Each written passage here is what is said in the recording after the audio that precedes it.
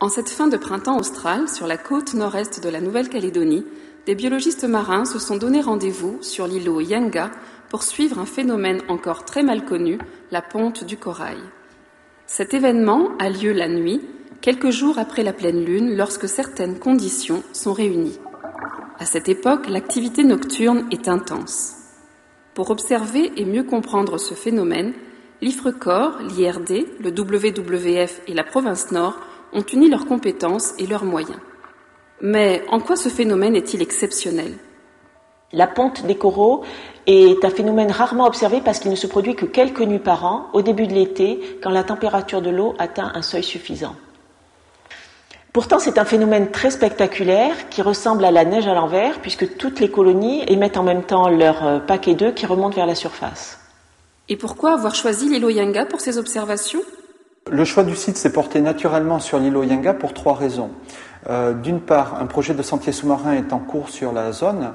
Ce projet vise à initier le visiteur à la connaissance du milieu marin, le sensibiliser à la protection de l'environnement. D'autre part, cette zone d'étude s'inscrit au sein d'une aire marine protégée qui associe les tribus de Kounoué et de l'Inderalik, la province Nord et le WWF. Enfin, cette zone est englobée plus largement dans un espace marin et terrestre qui est proposé à l'inscription au patrimoine mondial de l'humanité.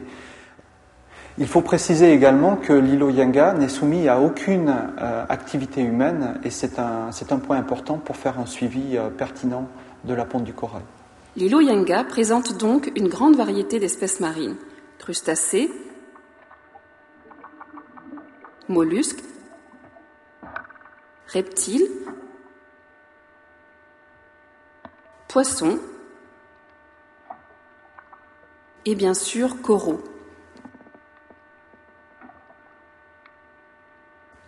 Mais pour quelle raison la reproduction a-t-elle lieu la nuit ? Comme de nombreux animaux marins, les coraux se reproduisent généralement la nuit. C'est sans doute parce que les prédateurs sont moins actifs la nuit que le jour. Et depuis quand connaît-on ce phénomène ? Ce phénomène a d'abord été découvert sur la Grande Barrière australienne au début des années 80 et ensuite il a été observé dans d'autres parties du monde.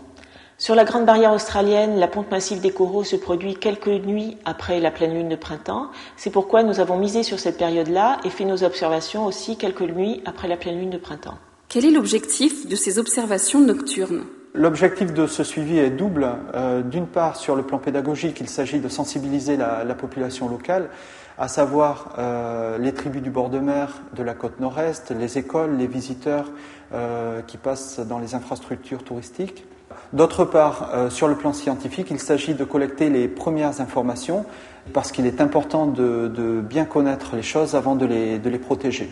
Et quel type d'informations sont collectées ? Les informations collectées concernent d'une part la date et l'heure de la ponte, l'identification des espèces et d'autre part les paramètres environnementaux comme la température de l'eau, les conditions océaniques, les conditions météorologiques. Comment le corail se reproduit-il ?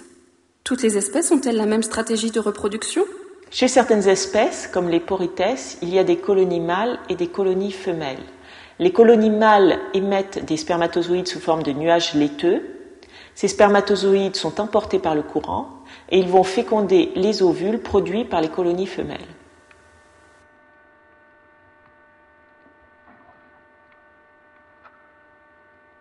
D'autres espèces de coraux sont hermaphrodites, c'est-à-dire qu'elles sont à la fois mâles et femelles, comme ces coraux branchus du genre Acropora.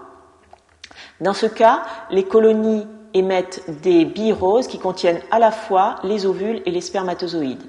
Elles montent vers la surface où elles s'ouvrent en libérant les ovules et les spermatozoïdes, ce qui permet à la fécondation de se produire. Le fait que toutes les colonies pondent en même temps favorise les chances de rencontre entre les ovules et les spermatozoïdes, donc ça augmente les chances de fécondation. Si vous souhaitez assister à un des moments les plus secrets du monde corallien, alors rendez-vous sur le récif les nuits qui suivront les pleines lunes de printemps.